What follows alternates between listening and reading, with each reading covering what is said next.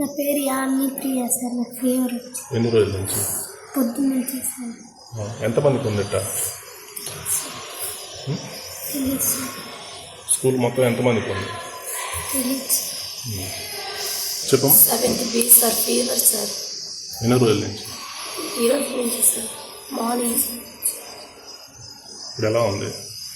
కొంచెం బాగానే ఉంది సార్. డాక్టర్లు వచ్చారా? నిన్న నర్సులు వచ్చారు సార్. బ్లడ్ టెస్ట్ చేశారు సార్. నిన్న చేసి బ్లడ్ ఎంత ఉందో చెప్పారు సార్.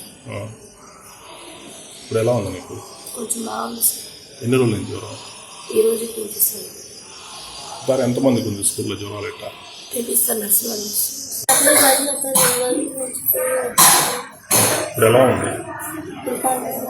డాక్టర్లు వచ్చి చూస్తున్నారా? ఎంతమందికి ఉంది జ్వరాలు ఇక్కడ?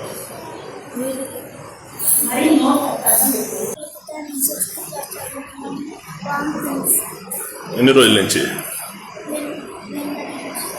చెప్పు.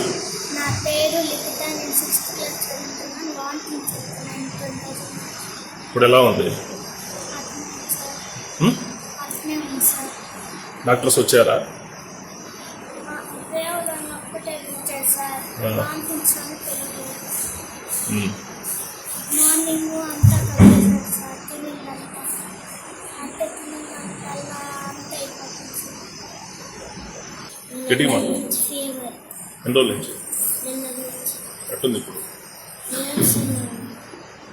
మేము ఏపీఆర్ఎస్ గురుకుల పాఠశాల ఆత్మకూరు బాలికల పాఠశాల నుంచి మాట్లాడుతున్నాము.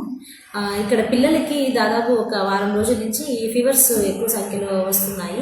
అయితే మేము దానికి తగు చర్యలు కూడా తీసుకుంటా ఉన్నాము. మాకు మున్సిపల్ కమిషనర్ గారిని కలవడం జరిగింది. ఈ విషయం మీద దానికి విన్నపం లెటర్ రూపంలో మేము ఇచ్చాము. సార్ వెంటనే స్పందించి మాకు వాళ్ళ వర్కర్స్ ద్వారా ఇక్కడ బ్లీచింగ్ కానీ, ఫాగింగ్ కానీ, శానిటేషన్ వచ్చిన వాళ్ళకి అందరికీ కూడా ఇక్కడ పిల్లలందరి డార్మెటరీస్లో కూడా మాకు శానిటేషన్ ఫాగింగ్ చేయించారు.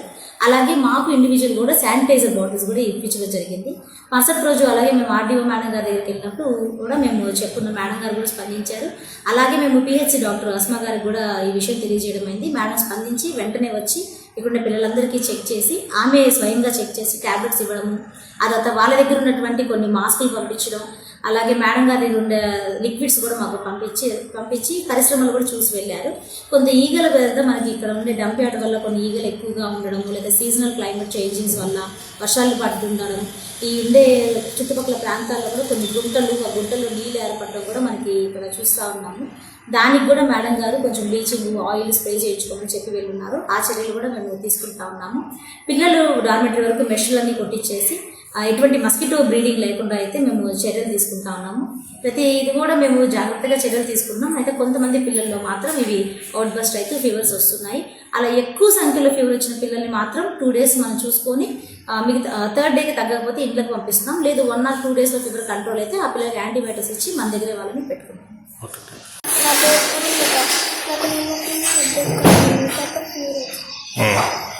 వామిటింగ్స్ అవన్నీ అవుతున్నాయి. ఎంతమందికి ఉంది ఇక్కడ జ్వరాలు?